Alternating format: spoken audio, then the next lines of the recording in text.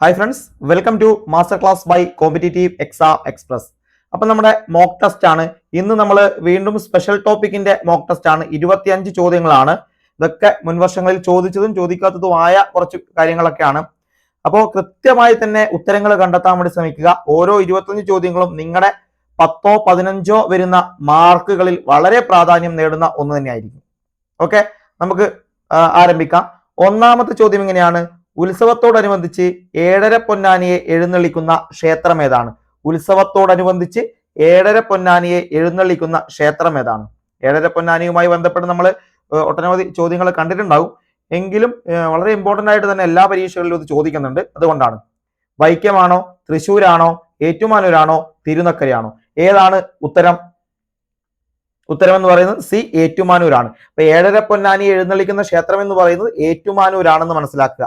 ഏറ്റുമാനൂർ ക്ഷേത്രമാണ് ഏഴര പൊന്നാനിയെ എഴുന്നള്ളിക്കുന്ന ക്ഷേത്രം. ഏറ്റുമാനൂർ കോട്ടയം ജില്ലയിലാണ് സ്ഥിതി ചെയ്യുന്നത്. അടുത്തത്, രാമനാട്ടത്തിന്റെ രചയിതാവ് ആരാണ്? രാമനാട്ടത്തിന്റെ രചയിതാവ് ആരാണെന്നാണ്. രാമനാട്ടത്തിന്റെ രചയിതാവ് ആരാണ്? രാമനാട്ടം രചിച്ചിരിക്കുന്നത്? ഉണ്ണായി വാര്യരാണോ, കൊട്ടാരക്കര തമ്പുരാനാണോ, കോട്ടയം തമ്പുരാനാണോ, വെട്ടത്ത് തമ്പുരാനാണോ? ആരാണ് രാമനാട്ടത്തിന്റെ രചയിതാവ്? ഇതിന്റെ ഉത്തരം എന്ന് പറയുന്നത് കൊട്ടാരക്കര തമ്പുരാനാണ്. രാമനാട്ടം രചയിച്ചിരിക്കുന്നത് കൊട്ടാരക്കര തമ്പുരാനാണ് എന്ന് മനസ്സിലാക്കുക. ആരാണ്? കൊട്ടാരക്കര തമ്പുരാൻ. മൂന്നാമത്തെ ചോദ്യത്തിലേക്ക് വന്നാൽ ഇങ്ങനെയാണ്: ഭഗവതി ക്ഷേത്രത്തിലെ രൂപക്കളങ്ങൾക്ക് എത്ര വർണ്ണങ്ങളിലുള്ള പൊടികളാണ് ഉപയോഗിക്കുന്നത്? ഭഗവതി ക്ഷേത്രത്തിലെ രൂപക്കളങ്ങൾക്ക് എത്ര വർണ്ണങ്ങളിലുള്ള പൊടികളാണ് ഉപയോഗിക്കുന്നത്? 3, 5, 7, 9.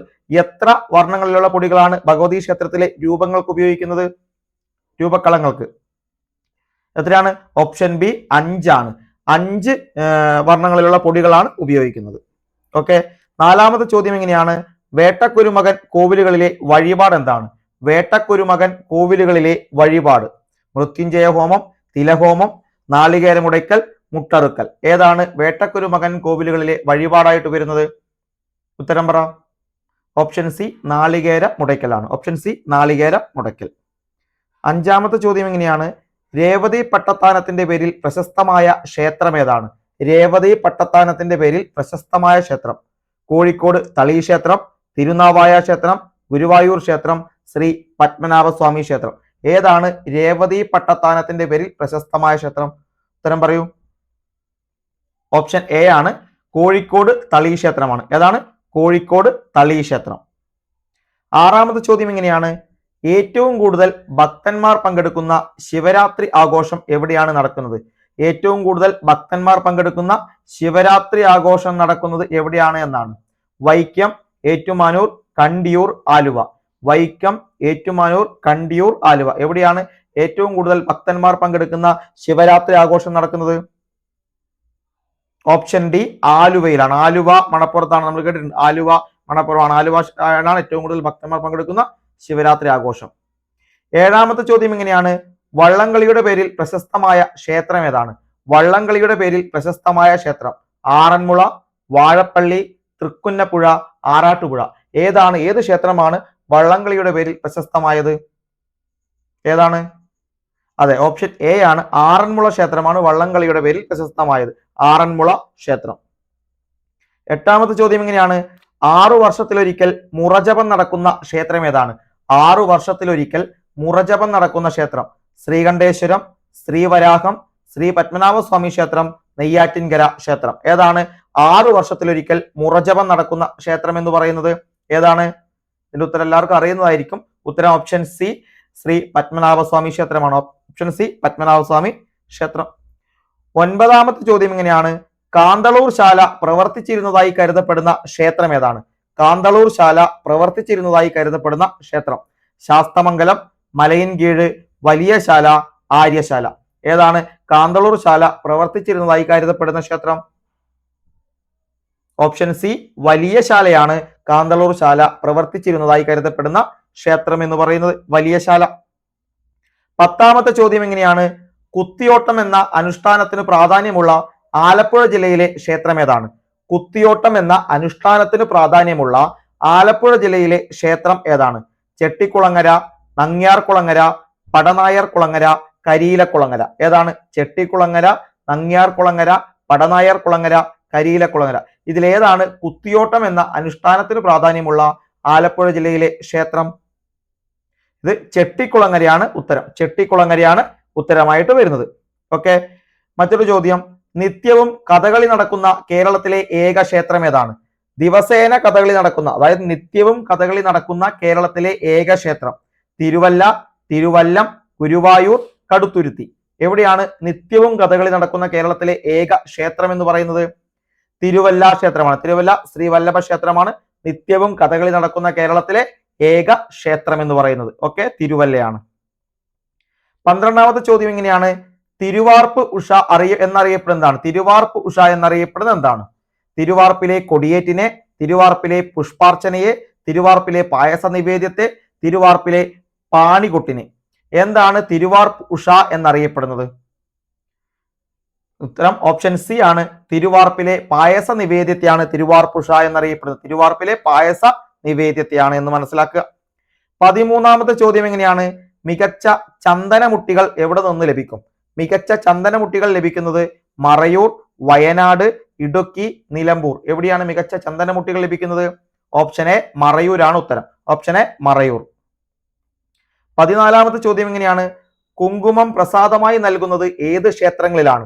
കുങ്കുമം പ്രസാദമായി നൽകുന്നത് ഏത് ക്ഷേത്രങ്ങളിലാണ്? ദുർഗാക്ഷേത്രങ്ങളിൽ, ശിവക്ഷേത്രങ്ങളിൽ, ഗണപതി ക്ഷേത്രങ്ങളിൽ, മഹാവിഷ്ണു ക്ഷേത്രങ്ങളിൽ. എവിടെയാണ് കുങ്കുമം പ്രസാദമായി നൽകുന്നത്? വളരെ എളുപ്പത്തിൽ നമുക്ക് ഉത്തരം കിട്ടുന്ന ഒരു ചോദ്യമാണ്. ഏതാണ്? അതെ, ദുർഗാക്ഷേത്രങ്ങളിലാണ് കുങ്കുമം പ്രസാദമായി നൽകുന്നത്. കുങ്കുമം പ്രസാദമായി നൽകുന്നത് ദുർഗാക്ഷേത്രങ്ങളിലാണ് എന്ന് മനസ്സിലാക്കുക. 15ാമത്തെ ചോദ്യം, കേരള സംസ്ഥാനത്തിലെ ദേവസ്വം മന്ത്രി ആരാണ്? കേരള സംസ്ഥാനത്തിലെ ദേവസ്വം മന്ത്രി ആരാണ്? K Radhakrishnan, V N Vasavan, V S Sivakumar, G Sudhakaran. ആരാണ് കേരളത്തിലെ നിലവിലെ ദേവസ്വം വകുപ്പ് മന്ത്രി? ആരാണ്? കെ രാധാകൃഷ്ണൻ അല്ല, അദ്ദേഹം MP ആയി രാജിവെച്ചതോടെ പദവി ഒഴിഞ്ഞിട്ടാണ് പോയത്.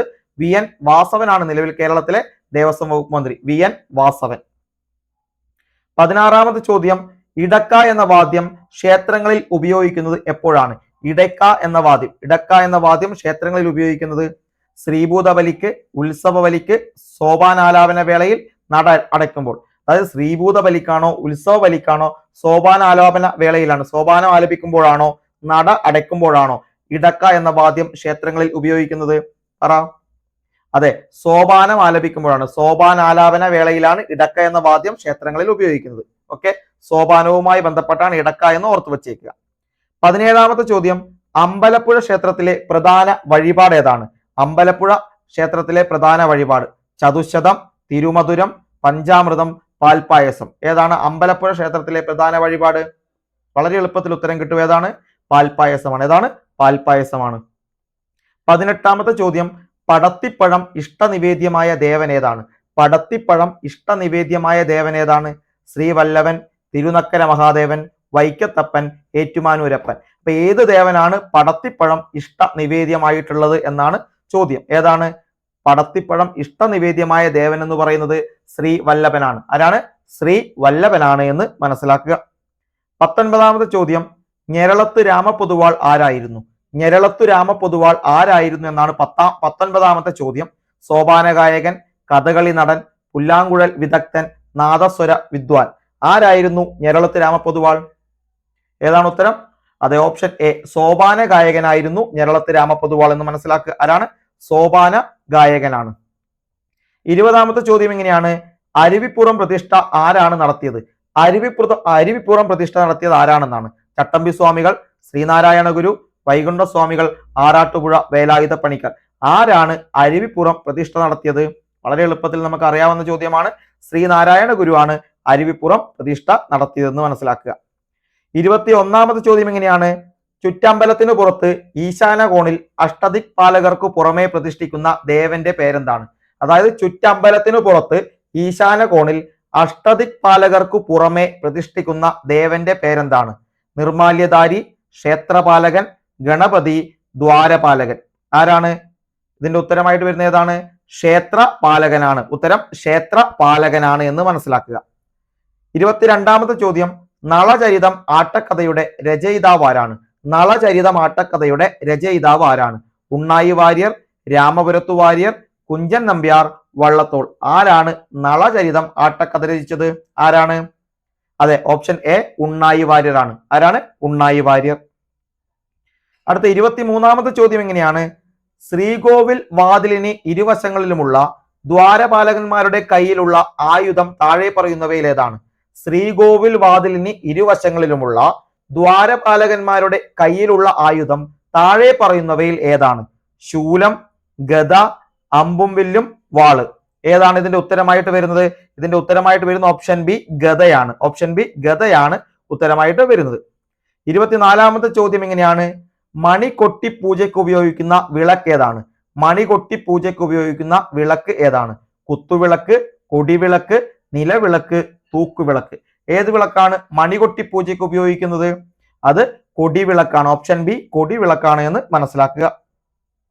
25ാമത്തെ ചോദ്യമാണ് ഭഗവത്ഗീതയിൽ എത്ര അധ്യായങ്ങളുണ്ട്? ഭഗവത്ഗീതയിലുള്ള അധ്യായങ്ങളുടെ എണ്ണം 22, 18, 30, 12. അപ്പൊ എത്ര അധ്യായങ്ങളാണ് ഭഗവത്ഗീതയിലുള്ളത്? ഭഗവത്ഗീതയിൽ 18 അധ്യായങ്ങളാണുള്ളത്. എത്രയാണ്? 18 അധ്യായങ്ങളാണുള്ളത്. അപ്പൊ 25 ചോദ്യങ്ങളാണ് നമ്മൾ ഇന്നും ഇവിടെ ഡിസ്കസ് ചെയ്തത്. അപ്പൊ നമ്മുടെ പരീക്ഷ ഏകദേശം നമുക്കറിയാം ജൂലൈ 13-നും ജൂലൈ 20-നുമായിട്ട് നടക്കുകയാണ്. അതായത് LDC ഗുരുവായൂർ ദേവസ്ഥയിലേക്കുള്ള LDC ആണ് നമുക്ക് ജൂലൈ 13-ാം തീയതി നടക്കുന്നത്.